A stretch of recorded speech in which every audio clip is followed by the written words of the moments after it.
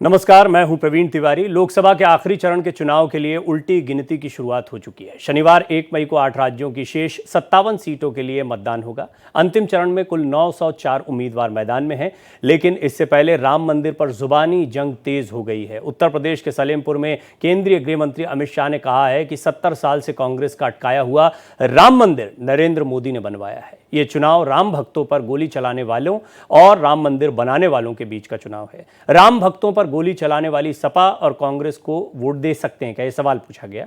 राम मंदिर बनाने वाले नरेंद्र मोदी को प्रधानमंत्री बनाना है।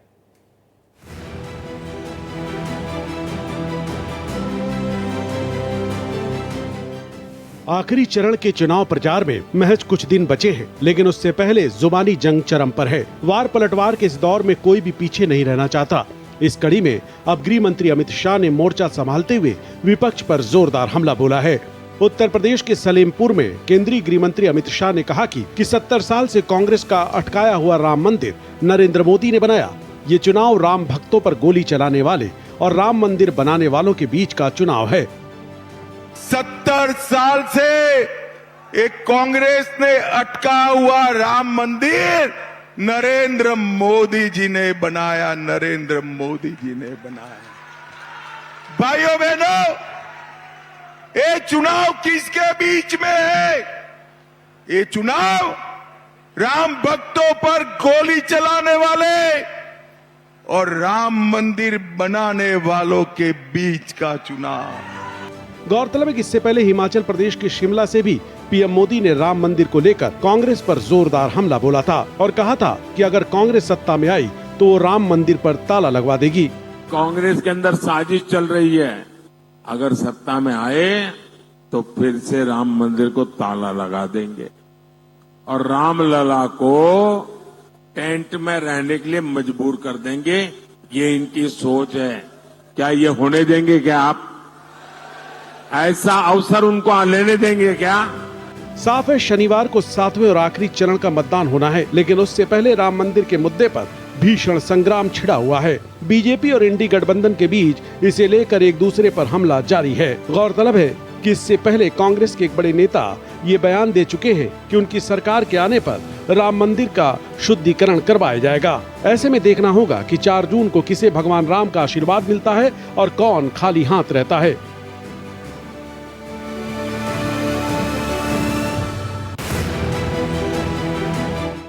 देखिए, नया तो है नहीं, चौंकाने वाला भी नहीं है। 22 जनवरी को जब प्राण प्रतिष्ठा हुई, भव्य समारोह हुआ, उससे पहले से जो तैयारियां चल रही थी उससे स्पष्ट हो गया था कि राम मंदिर एक बहुत बड़ी उपलब्धि के तौर पर भारतीय जनता पार्टी के लिए सामने प्रस्तुत है। अभी तक जो घोषणाओं के या वादों के कॉलम में रहता था वो इस बार के चुनाव में उपलब्धि के कॉलम में था, तो निश्चित तौर पर भारतीय जनता पार्टी इसको हर रैली में सामने रखती भी है। लेकिन ये बात भी गौर करने वाली है कि विपक्ष ने जिस तरह से मुद्दों को उठाया, चाहे वो संविधान का मुद्दा हो, चाहे महंगाई बेरोजगारी का मुद्दा हो, ये कुछ ऐसे मुद्दे रहे जिसमें भारतीय जनता पार्टी को कई बार अपना स्टैंड बदलना भी पड़ा है। हालांकि दोनों पहलू हैं, 370 को हटाना, राम मंदिर का निर्माण करना, यह भारतीय जनता पार्टी के लिए बड़ी शक्ति के तौर पर इस चुनाव में दिखाई देता है। वहीं कई मुद्दे हैं जो समाजवादी पार्टी, कांग्रेस या विपक्षी अलायंस की तरफ से उठाए गए हैं, उनका अपना महत्व है। आइए इस पर बात करने के लिए तमाम मेहमान जो मेरे साथ मौजूद हैं उनका परिचय आपसे पहले करवा देता हूं। समाजवादी पार्टी के प्रवक्ता गौरव चाचरा मेरे साथ जुड़ रहे हैं।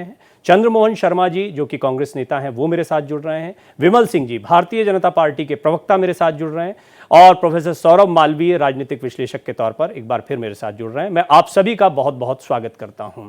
तो विमल जी, बहुत हम इस पर बात कर चुके हैं, कई बार अलग अलग मुद्दों पर बात हुई है, लेकिन एक बात बड़ी स्पष्ट है, मैं था अयोध्या में और मेरा बड़ा सौभाग्य रहा कि मंदिर में रहते हुए मुझे वो कवरेज करने का मौका मिला था। मैं इसको बार बार रखता हूं क्योंकि सचमुच में मुझे भी ऐसा लगा था कि एक लाइफ टाइम अपॉर्चुनिटी की तरह ये अपॉर्चुनिटी आई है। ऐसा कई भक्तों को लगा, जो राम में आस्था रखते हैं उनको लगा। ये भी तय था कि इस मुद्दे को जमकर भुनाया जाएगा चुनाव के दौरान। लेकिन अभी जो हालात दिखे 7 चरणों के चुनाव में, इसमें कई बार आपसे भी बात हुई और आपके तमाम जो दूसरे सहयोगी हैं उनसे भी बात हुई, ऐसा लगा कि विपक्ष ने अपने मुद्दों को पुरजोर तरीके से रखा और राम मंदिर पर आप लोग उतना आ नहीं पाए या इसको उतना भुना नहीं पाए जितना भुनाना चाहिए था। देखिए प्रवीण जी, मैं कहना चाहता हूं कि भारतीय जनता पार्टी कार्य करती है, भारतीय जनता पार्टी कार्य करके भुनाती नहीं है। ये काम जो है ना, ये समाजवादी पार्टी और विपक्ष के लोगों का। गौरव तलब हम बात करेंगे राम मंदिर को लेकर। देखिए, राम मंदिर जो है हमारी आस्था है और राम मंदिर जो है हमारा जो है उससे एक विशेष लगाव है। ऐसा नहीं कि हम जो है भारतीय जनता पार्टी के कार्यकर्ता इससे है, हम एक हिंदू है उससे भी है। देखिए, मैं कहना चाहता हूँ यही जो है समाजवादी पार्टी के लोग थे ना जो कहते थे कि जो है कि हमने जो है अगर गोली चलवाया राम भक्तों पे, अगर हम गोली नहीं चलवाते तो एक समुदाय के लोगों का हमारे ऊपर से विश्वास जो है खत्म हो जाता। अभी कुछ दिन पहले आपने राम गोपाल यादव जी का जो है एक बयान आपको पता होगा, उन्होंने बोला था कि राम मंदिर बेकार है। इसके अलावा जो है हमेशा जो है राम मंदिर, आपने देखा राम मंदिर जब बनाया गया, जब उसका इनॉग्रेशन था जब राम मंदिर का, तो जो है विपक्ष का कोई भी नेता वहां पे नहीं पहुंचा। तो मैं कहना चाहता हूं कि ये सिर्फ एक जात और एक समुदाय के जो है राजनीति करने वाले लोग हैं। ये जानते हैं कि अगर हम राम मंदिर में जाएंगे तो हमें जो है मुसलमानों का वोट हमें नहीं मिलने वाला है। जी। भारतीय जनता पार्टी सबको साथ लेकर चलने वाली पार्टी है। दूसरी चीज, कांग्रेस पर आता हूं। कांग्रेस जो है हमेशा कहती है कि जो है हम जो है, आप देखते हैं कि चुनाव के समय पे राहुल गांधी जी जो है जनेऊ उधारी बन जाते हैं, कभी अपना गोत्र बताने लगते हैं, कभी जो है वो महाकाल के दर्शन करने के लिए पहुंच जाते हैं, कभी आप देखते हैं कि जो है मुसलमानों के बीच वो पहुंच जाते हैं। तो मैं कहना चाहता हूं कि ये लोग जो है वोट की राजनीति करने वाले लोग हैं। ये सिर्फ और सिर्फ जो है अपना जो चेहरा है ये इलेक्शन के समय पर दिखाते हैं। लेकिन भारतीय जनता पार्टी का जो मोटो है वो सबका साथ सबका विकास, हम राष्ट्रवाद को लेकर चलते हैं। हमारे लिए प्रायोरिटी राष्ट्रवाद है। और हाँ, दूसरी चीज मैं कहना चाहता हूं कि जो है आपने देखा था, अगर देखा जाए तो हम भारतीय जनता पार्टी के बहुत सारे कार्यकर्ता, हमारे जो है बहुत सारे ऐसे नेता जिन्होंने जो है राम मंदिर के लिए अपना पूरा योगदान दिया। चाहे मैं रथ यात्रा की बात करूं, चाहे जो है राम भक्त के जो जी। गोली चलाई गई थी उसमें भारतीय जनता पार्टी के कार्यकर्ता थे, हमारे अशोक सिंघल जी के पार्टी के कार्यकर्ता। ठीक है विमल जी, आएंगे, बहुत सारे मुद्दे हो जाते हैं फिर एक साथ। आपका मौका फिर आएगा, मैं बाकी मेहमानों को भी चर्चा में शामिल कर लूं। आप जानते हैं आज मेहमान भी ज्यादा हैं और समय बड़ा सीमित रहता है मेरे पास। तो चंद्रमोहन जी, अभी आपने ये बातें सुनी, लेकिन ये बात सही है कि हमेशा से कभी इसको छुपाया नहीं बीजेपी ने। भारतीय जनता पार्टी ने खुलकर सामने रखा कि भाई राम मंदिर बनाना है, हिंदुत्व की राजनीति करते हैं।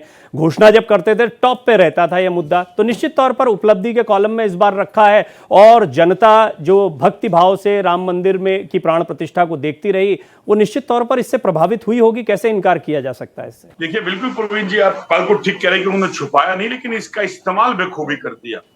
क्योंकि बार बार भाजपा के नेता प्रवक्ता सबका साथ सबका विकास की बात तो करते हैं, लेकिन 80-20 पे आकर ध्रुवीकरण के नाम के ऊपर सनातन और हिंदुओं के नाम के अंदर देश के नेता देश के नागरिक का अपमान करते हैं। वोट मांगते हैं तो कहते हैं सबका साथ चाहिए, तब पसंदीदा मुसलमान भी चाहिए, तब हर चीज पे वोट की राजनीति करेंगे। और कमजोर सरकार, कमजोर नेतृत्व कहां छुप जाता है? राम जी के पास। अरे राम जी के ताले जिन्होंने खुलवाए वो चुप है, राम जी के मंदिर की जिसकी आस्था रखी वो चुप है, और राम का घर घर में व्याप्त है। और किसके सहारा ले रहे हैं देश के प्रधानमंत्री कि कांग्रेस आ जाएगी, गठबंधन की सरकार आ जाएगी तो मंदिर पे ताले लग क्यों जाएंगे। चुप है? जिन्होंने ताला खुलवाया वो क्यों चुप है? कोई भी हिंदूवासी देश के उस मंदिर को ताला नहीं लगा सकता, लेकिन उसके रखवाले देश के अंदर हर धर्म हर मजहब के लोग हैं। वो आप जैसे लोग नहीं है जो 80-20 के नारे लगाते हो, वो आप जैसे भगवाधारी नहीं है जो तिलक लगाते हो और देश के अंदर अपने ही देश के लोगों का अपमान करते हो। वो लोग हैं जो सबके धर्म का सम्मान करते हैं। वो लोग हैं जब सुबह उठते हैं उनके कानों के अंदर मंदिर की घंटी भी सुनाई देती है, उनके कानों में गुरुद्वारे की वाणी भी सुनाई देती है, उनके कानों में मस्जिद के अजान भी सुनाई देती है, उनके कानों के अंदर गिरजा के वो भी सुनाई देते हैं। जी जी। क्योंकि देश जब बना था और देश जब है वो सब धर्म वर्ण जातियों का है। लेकिन आपके 14 के आने के बाद आपको 14 पे मुद्दे पे तो बात करनी नहीं, क्योंकि आपने देश के अंदर बेरोजगार को, ठीक है, आपकी बात पूरी एक लाइन में, धर्म विशेष की राजनीति, धर्म विशेष की राजनीति, पोलराइजेशन की राजनीति, आपने जो पूरी बात कही 30 सेकंड संक्षेप में, क्योंकि बाकी मेहमानों को शामिल करना है। वो आपने दिए नहीं। देश के अंदर महिला सुरक्षा देनी थी वो आपने दी नहीं। और माँ माँ पा पा पा करते करते आपने हिंदू पाकिस्तान कर लिया। चाइना पे चुप रहे, माँ मणिपुर पे चुप रहे। बोलिए, अब दे दीजिए ना टाइम। जी विमल जी, संक्षेप में आप जरा जवाब देना चाह रहे हैं, क्योंकि आप बीच में अपना हाथ उठा रहे हैं, फिर मैं बाकी मेहमानों से जवाब दूंगा। देखिए, मैं कहना चाहता हूँ चंद्रमोहन जी से कि ये बार अभी राम मंदिर की बात करें, अरे आपके मुंह से राम मंदिर शोभा कहाँ देता है? जब राम मंदिर का न्योता जैसे लोगों के आगे मैं आपको अपने सुनिए ना भाई साहब, बीच मत कीजिए। आप डिसिप्लिन वाले नेता हैं, आपको बहुत दिन से जानता हूं, सुन लीजिए मेरी बात। देखिए प्रवीण जी, चंद्रमोहन जी, देखिए आपने जब बोला, आपने भी कड़े शब्द इस्तेमाल किए, वो विमल जी सुनते रहे, तो आप भी सुन लीजिए, आपकी बारी आएगी एक एक करके। जी बोलिए विमल जी, बोलिए, फटाफट बोलिए। प्रवीण जी, मैं कहना चाहता हूं कि अगर हमारे घर पे अगर किसी प्रकार का कोई कार्यक्रम होता है, मैं आपको इन्विटेशन देता हूं अगर आप बिजी रहेंगे तो आप कहेंगे विमल जी माफी करिएगा, मैं आ नहीं पाऊंगा, मैं व्यस्त हूं, या कोई किसी कारणवश आप बोलेंगे कि नहीं आता है। लेकिन ये पहली बार इतिहास में हो रहा है कि अगर राम मंदिर का किसी मंदिर का इनॉग्रेशन में अगर बुलाया जाता है किसी पार्टी को, तो लिखित में देती है कि हम इस कार्यक्रम में नहीं जाएंगे। दूसरी चीज कि वही लोग है ना जो कहते थे कि राम मंदिर बनाएंगे पर दिनांक नहीं बताएंगे, अरे बना दिया दिनांक, और देश की जनता बोल रही है, ये भारतीय जनता पार्टी नहीं बोल रही है। ठीक है, मैंने कहा है आपकी उपलब्धियों के कॉलम में है, और कांग्रेस के प्रवक्ता को जो अपना धर्म पालन करना है वो कर रहे हैं, वो निश्चित तौर पर इस मुद्दे पर अपनी बनाए रख। मैं आऊंगा चंद्रमोहन जी। गौरव जी, 2022 का चुनाव समाजवादी पार्टी बड़े अच्छे से लड़ी थी, मैंने वो पूरा चुनाव कवर किया, 42 जनपद में मैं गया, एक एक जगह पर देखा, लेकिन मुझे एक चीज खटकी कि कहीं ना कहीं समाजवादी पार्टी जो अपनी पुरानी छवि है और हिंदू मुसलमान की राजनीति में जो बहुसंख्यक समाज के वोट से थोड़ा पिछड़ गई है, उसको लेकर बड़ी चिंतित दिखाई दी। और अब जब राम मंदिर का मुद्दा है, उत्तर प्रदेश की जो सीटें हैं 80, वहां तो आपके लिए बहुत बड़ी चुनौती खड़ी हो गई, मंदिर निर्माण, प्राण प्रतिष्ठा, और उसको जिस तरह से भारतीय जनता पार्टी रख रही है सामने उसके बाद। देखिए, हमारे रिजल्ट ओरिएंटेड इंटरनल स्ट्रेटजीज के तहत हमने पीडीए का नारा दिया, पिछड़े दलित अल्पसंख्यक मुस्लिम भाई सबको साधने की कोशिश की, सबको साधने का हमने नारा दिया, उसी हिसाब से हमने टिकट बंटवारा किया। हम जाति जनगणना की बात कर रहे हैं, हम सामाजिक न्याय की बात कर रहे हैं, जो पिछड़े दलित अल्पसंख्यक पे भारतीय जनता पार्टी पे अन्याय हुआ है, उत्पीड़न हुआ है, उसके खिलाफ हम ये जंग लड़ रहे हैं। इस बार पीडीए पूरा समाजवादी पार्टी के साथ है, इंडिया गठबंधन के साथ है, और भारतीय जनता पार्टी को हराने के लिए हर एक कदम आगे बढ़ा रहा है, कंधे से कंधा मिला के भारतीय जनता पार्टी को हराने का कार्य कर रहे हैं। 4 जून को रिजल्ट आएंगे तो देख लीजिएगा, इंडिया गठबंधन की सरकार होगी, जिसमें अहम भूमिका समाजवादी पार्टी की होगी। अब मैं आ जाता हूं, जो अभी आप बोल रहे थे राम मंदिर का मुद्दा ये, अरे राम मंदिर तो आस्था का केंद्र है, हम सबका मंदिर है, जो सुप्रीम कोर्ट के ऑर्डर पे बना है। मुद्दा तो भारतीय जनता पार्टी बना रहे हैं, बीजेपी वाले इसका लुत्फ उठाना चाह रहे हैं। आज चुनाव पॉलिटिकल विल तो चाहिए थी इसके लिए। वो बोले ना विमल जी अभी कि राम मंदिर बनाएंगे लेकिन तारीख नहीं बताएंगे, ये नारा लगाया जाता था। 25 में साफ दिया गया है कि धर्म के नाम पे वोट मांगना अपराध की श्रेणी में आता है, फिर भी चुनाव आयोग को अपने साइड में रख के अपराध की श्रेणी में आते हैं, जो धर्म के नाम पे आप लोग वोट मांगने का कार्य कर रहे हैं। योगी जी दिल्ली गए, वहां पे भी बोला जो राम को लाए हम उनको लाए। अरे कैसी बातें कर रहे हैं आप जनता के असल मुद्दों की बात आज क्यों नहीं कर रहे हैं? महंगाई, बेरोजगारी, महिला अपराध, भ्रष्टाचार, किसान दुखी, नौजवान दुखी, व्यापारी दुखी, कितने किसानों की आय दोगुनी हो गई, पेपर लीक की समस्या उत्तर प्रदेश में, छुट्टा जानवर की समस्या, उस पर आप ध्यान नहीं करेंगे। ठीक है विमल जी, फटाफट एक छोटा सा कमेंट, ब्रेक पर जाऊंगा, फिर प्रोफेसर मालवीय को भी शामिल करना मुझे चर्चा में। ठीक है, ये 1914 ठीक है गौरव जी, बोलिए विमल जी, बोलिए विमल जी, बोलिए फटाफट बोलिए। देखिए प्रवीण जी, इन्होंने कहा कि हम जो है पीडीए की बात करेंगे, पिछड़ा दलित और अल्पसंख्यक की बात करने वाले लोग हैं। अल्पसंख्यक की तो बात ये और इनके पार्टी के लोग तो शुरू से करते आ रहे हैं, पिछड़ा और दलित की क्या बात करने वाले लोग हैं? ये तो पिछड़ा और दलित और हमारे एससी एसटी और ओबीसी वर्ग के लोगों का आरक्षण उठा के जो है ये मुसलमानों को देने वाले लोग हैं, और ये पिछड़ा दलित की बात कर रहे हैं। दूसरी चीज इन्होंने कहा कि महंगाई, आप लोग जानते हैं, चैनलों पे बैठ के भी बड़ी जनता इस बार आपको माफ नहीं करेगी। आपको मेरे लिए स्थिति ऐसी हो गई है कि मुझे कई बार ये भी पता होता है कि यहाँ से ये सवाल आएगा, वहां से वो जवाब आएगा, मैं नहीं चाहता कि रिपीटेटिव हो। प्रोफेसर मालवीय, राम मंदिर का ये जो मुद्दा है ये महत्वपूर्ण होना था, लेकिन मुझे ऐसा लगता है, आप इस पर और थोड़ा प्रकाश डालिएगा, कि उतना पुरजोर तरीके से नहीं उठा बीजेपी की तरफ से, या ऐसा लगा कि शायद इसका उतना इंपैक्ट नहीं जा रहा है, बहुत ज्यादा मंदिर करने से भी बात नहीं बनेगी क्योंकि पहले मंदिर पर बहुत चुनाव हो चुके हैं, या आपको लगता है कि राम मंदिर प्लस जो जितनी भी योजनाएं, ऐसा नहीं कि विकास की बात नहीं करते, बहुत सारी बातें भी प्रधानमंत्री के भाषणों में सुनने को मिलती है, गृहमंत्री के भाषणों में सुनने को मिलती है, इसका मिक्स रहा, या आपको लगता है कि चुनाव चरण दर चरण बदलता गया मुद्दों के आधार पर? प्रवीण जी, निश्चित तौर पर ये कहा जा सकता है कि राम मंदिर यानी जनवरी में प्राण प्रतिष्ठा होती है तो तीसरी बार सत्ता में बीजेपी को लाने में मददगार होगी, इस बात को नकारा नहीं जा सकता। ये बीजेपी का एक कोर है, क्योंकि एक शब्द जो है जो बहुत चर्चा में रही, और आडवाणी जी जब बीजेपी के लिए रथ यात्रा शुरू किए थे तो बहुत उस समय बात में आई थी सांस्कृतिक राष्ट्रवाद। तो बीजेपी के लिए तो सांस्कृतिक राष्ट्रवाद यानी राम मंदिर बीजेपी का कोर है। 2 से लेके 200 तक और 200 से लेके 303 तक की यात्रा में राम मंदिर अहम रोल निभाया है, इस बात को नकारा नहीं जा सकता है। इसको बाकी राजनीतिक दल यानी विपक्ष के लिए यह हमेशा एक चुनौती रहा है। दूसरी बात, जो महत्वपूर्ण बात आपने पूछा कि ये बात चुनाव दर चुनाव स्थितियां बदलती गई, मुझे लगता है कि पहली बार 2014 में जब प्रधानमंत्री के रूप में मोदी आते हैं और बीजेपी अपनी सभी मैनिफेस्टो में, राष्ट्रीय कार्यकारिणियों में, रेजुलेशन में, पॉलिटिकल रेजुलेशन में, आप इतने लंबे समय से कवर करते हैं, बीजेपी को देखते हैं, जहां जहां जब भी राष्ट्रीय कार्यकारिणी बीजेपी की नेशनल एग्जीक्यूटिव मीटिंग हुई है, उसके पॉलिटिकल रेजुलेशन में हमेशा कभी मुरली मनोहर जोशी पढ़े हैं तो कभी एम वेंकैया नायडू पढ़े हैं, हमेशा इस बात को कहा गया है कि राम मंदिर बनेगा, राम मंदिर बनाएंगे। तो बीजेपी ने इसको कभी छोड़ा नहीं। जब छोड़ा नहीं तो ये इतना बड़ा अवसर है, तो इसको कैसे भला छोड़ेगी? ये बात निश्चित तौर पर बीजेपी को लाभ देने वाली है, बीजेपी इसके लिए लगी है। लेकिन 2014 में जब चुनाव में बीजेपी आती है तो उस समय एक नई तरह की डिस्कोर्स खड़े होते हैं देश में, और वो डिस्कोर्स बीजेपी लाने में सफल होती है क्या कि जातिवाद, परिवारवाद, वंशवाद, इसको हटा के विकासवाद का नारा देती है। उसी नारे पर 2024 में आते आते धर्म आस्था की बात को थोड़ा सा पीछे करना और फिर सबका साथ सबका विकास, 400 पार और काम की योजना। जी हाँ, आपने बड़ी अच्छी बात कही। और इसी में एक और नारा आ गया, तुष्टीकरण वर्सेस संतुष्टीकरण। इस बात को भी अभी हाल में रखा गया, जो कि एकदम एक नई चीज थी। तो यानी दोहरा प्रहार बीजेपी की तरफ से रहा। चंद्रमोहन जी, एक वादा जिसके दम पर 303 पार कर सकते हैं, उस वादे को पूरा करने के बाद 400 क्यों नहीं कर सकते, जो मुझे सौरभ जी की बात समझ में आई। देखिए, कैसे 300 के बाद 400 पार कर सकते हैं? यहां तो पोजीशन ये है भाजपा की कि 200 भी पार नहीं कर सकते हैं। 2014 का मित्र है, राजनीतिक विशेषज्ञ है, लेकिन उनकी एक परिभाषा मैं दे देता हूं कि जिस तरह से मक्खी गुड़ पे बैठती है और मधुमक्खी हर फूल से रस लेती है और एक जगह इकट्ठा करती है, वो शायद पत्रकार का धर्म होता है और राजनीति का धर्म होता है। यही नहीं कि एक ही विश्लेषण कर दिया जाए, ये उनकी परिभाषा मैं नहीं मानता हूं। अब 2014 परिवर्तन का दौर क्या था? यूपीए सरकार के विरुद्ध था कि भ्रष्टाचार है, परिवारवाद है।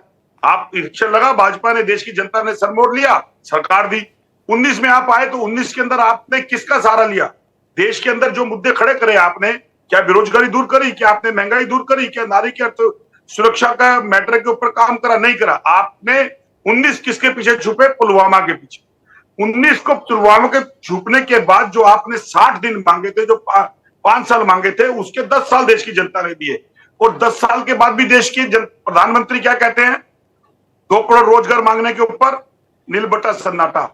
महिला सुरक्षा के ऊपर मां मणिपुर पे चुप हो जाते हैं। इस पे विमल जी दे चुके हैं, वो इकोनॉमी की बात कहेंगे, 5th इकोनॉमी हो गई है, वो आत्मनिर्भरता की बात करेंगे, वो रोजगार के अवसर की बात करेंगे। मैं फिर वहीं चला जाऊंगा जहां पर मैं रोज जाता हूं, इसलिए मैं वहां नहीं। लेकिन चंद्रमोहन जी, एक महत्वपूर्ण बात आप ही से पूछ रहा हूं सवाल। चंद्रमोहन जी, ठीक है, आपके सारे पॉइंट वैलिड हैं। आप मंदिर और मंदिर का जो प्रभाव चुनाव पर पड़ेगा, उससे क्यों बचना चाहते हैं? आपको क्यों नहीं लगता कि इसका सकारात्मक असर पड़ेगा? भारतीय जनता पार्टी के पक्ष में मत आएंगे इससे? देखिए, बिल्कुल नहीं पड़ेगा। देश का जनमानस और सनातनी हिंदू आज देश के अंदर एक बात जान चुका है कि जिस सत्ता को उन्होंने सत्ता दी थी, उन्होंने सत्ता के अंदर रहते हुए जिस राजनीतिक परिप्रेक्ष्य पर जिस काम को उनको दिया था, वो 400 रुपए का सिलेंडर 1400 में उसके हाथ में पकड़ा दिया। और जिस माँ बाप के घर में बच्चा जो 14 साल का, 10 साल का था, बड़ा होके आज 10 साल को हो गया नौकरी देने के लिए, उसके हाथ में पेपर लीक पकड़ा दिया। और जो महिला अपने घर से सुरक्षा मांगने को गई थी, उसके ऊपर नित्य नए बलात्कार हुए और उसके अंदर बीजेपी के नेता इन्वॉल्व हुए। प्रज्वल रमन्ना इसका जीता जाता उदाहरण है। 2700 अनैतिक संबंध बनाने के बाद तो उस पर कार्रवाई की मांग तो बीजेपी भी कर रही है।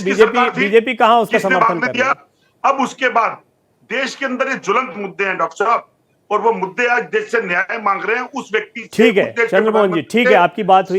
विमल जी, एक बात बताइए मुझे, एक बात तो साफ है कि 400 पार के नारे के पीछे एक एनालिसिस ये पहले रही भी है, और मेरा तो पूरा मानना है कि जो 400 पार का कॉन्फिडेंस था, उसके पीछे 22 तारीख की प्राण प्रतिष्ठा थी, और वो जो भव्य समारोह रखा गया था वो था। कहीं ना कहीं ये एक इंप्रेशन था कि ये राम मंदिर का हमने वादा पूरा कर दिया है, अब तो बड़े से बड़ा टारगेट अचीव कर सकते हैं। वो काम जो इंदिरा गांधी एक बार कर पाई हैं, वो भी अब गुजरे जमाने की बात हो गई। तो आपको लगता है कि राम मंदिर ही इसके बेस में था? देखिए प्रवीण जी, मैं कहना चाहता हूं कि भारतीय जनता पार्टी का जो कॉन्फिडेंस था, वो हमारे प्रधानमंत्री जी की जन कल्याणी योजनाएं थी, और हमारा जो है देश के द्वारा, प्रधानमंत्री जी के द्वारा जो देश के अंदर विकास किया गया है, उसका हमारे ऊपर जो है कॉन्फिडेंस था। दूसरी चीज, हमारे यहाँ हमने राम मंदिर बनाया, हमने जो है काशी विश्वनाथ कॉरिडोर बनाया, हम जो है मिर्जापुर में जो है हम जो है कॉरिडोर बना रहे हैं। मैं कहना चाहता हूं कि देखिए, अभी हमारे मित्र जो है समाजवादी पार्टी की और जो है कांग्रेस के नारी सुरक्षा की बात कर रहे थे। मैं कहना चाहता हूं कि देखिए, भारतीय जनता पार्टी जो सबको साथ लेकर चलने वाली पार्टी है, वो आप देखिए जो मुसलमान जो पीड़ित महिलाएं थी जिनको तलाक तलाक तलाक कहते जो है उनको उनके साथ उत्पीड़न किया जाता था, ऐसे मुद्दे को प्रधानमंत्री जी ने उठाया और उस पर जो है संसद में चर्चा भी की। लेकिन आज जो नारी सुरक्षा की बात करने वाले हमारे जो मित्र दो बैठे हुए हैं वो वहां से बाइकाट कर लेते हैं। वो कहते हैं नहीं भैया हम 3 तलाक का सपोर्ट नहीं करेंगे, ये चाहे समाजवादी पार्टी की बात करो या चंद्रमोहन जी की पार्टी की बात करो। दूसरी चीज, हमारे समाजवादी पार्टी के मित्र जो है रोजगार की बात कर रहे थे। भाई साहब आपको रोजगार का आंकड़ा दे देता हूं, जिस समय समाजवादी पार्टी की सरकार थी उस समय जो हमारे प्रदेश का उत्तर प्रदेश का जो रोजगार जो दर था वो 17.5 था और अभी जो उत्तर प्रदेश का रोजगार जो दर है वो 2.6 है। कितनों को रोजगार मिल गया, कितने को रोजगार मिल गया, कितने किसानों की आय दोगुनी हो गई। के जो हितैषी थे और उत्तर प्रदेश मुक्त हो गया थे, उत्तर प्रदेश, उस समय उत्तर प्रदेश में जानवर की समस्या से मुक्त हो गया उत्तर प्रदेश जो है उद्योग के मामले में ठीक है, इनकी कमियों को छोड़ देते विमल जी, उतना समय भी नहीं है हमारे पास। विमल जी रुकिएगा। गौरव जी एक आपसे सवाल, सिंपल सवाल है गौरव जी, क्या आपको लगता है कि आपका जो ट्रैक्शन चल रहा था 2022 में वोटिंग परसेंटेज बढ़ा, उसके बाद आपकी स्थितियां सुधरी, क्या कांग्रेस का साथ लेने की आपको आवश्यकता महसूस हो रही थी या आप अकेले बेहतर कर पाते? देखिए निश्चित तौर पे 1 और 1 11 होते हैं। कांग्रेस और हम दोनों साथ मिलकर इंडिया गठबंधन अलायंस बना है। पिछली बार जब हुआ था तो 1 और 1 तो फिर माइनस हो गया था, 1-1 हो गया था। इंडिया गठबंधन बहुत जरूरी था। इंडिया गठबंधन का अलायंस बनने से भारतीय जनता पार्टी की नींद हराम हो चुकी है। जिस दिन से इंडिया गठबंधन बना है उस दिन से इनकी भाषा शैली देख लीजिए, ये भी पिछड़ों के हक के लिए सोचने लग गए। इन्होंने भी दलितों की बात करनी शुरू कर दी है। जिस दिन से इंडिया गठबंधन की हमने बात करी है तो इंडिया गठबंधन बहुत मजबूत से चुनाव लड़ रहा है। चंद्रमोहन जी कुछ ऐड करना चाह रहे थे क्योंकि मैं समापन की तरफ बढ़ रहा हूं। चंद्रमोहन जी अपनी बात खत्म करें। डॉक्टर साहब मैं चुनौती देता हूं भाजपा के सभी नेताओं को कि अगर उनसे हिंदू मुसलमान मंदिर मस्जिद और हिंदुस्तान पाकिस्तान निकाल दे वो डिबेट में आना बंद हो जाएंगे। पूरी 30 मिनट की डिबेट पे कोई वो ये कहेंगे मौका आप ही लोग देते हैं, मौका आप ही लोग देते हैं। वोट जिहाद वहां से आता है, पाकिस्तान का जिक्र वहां से आता है, उसको तुरंत लपक लेती है बीजेपी। क्या बात करना चाहता है? ठीक है सौरभ जी, आज राजनीतिक दल ज्यादा थे इसलिए कम अवसर मिल पाया आपको, इसके लिए क्षमा प्रार्थी हूं। लेकिन आप सभी मेहमानों का बहुत बहुत धन्यवाद करता हूं। इस चर्चा में फिलहाल इतना ही।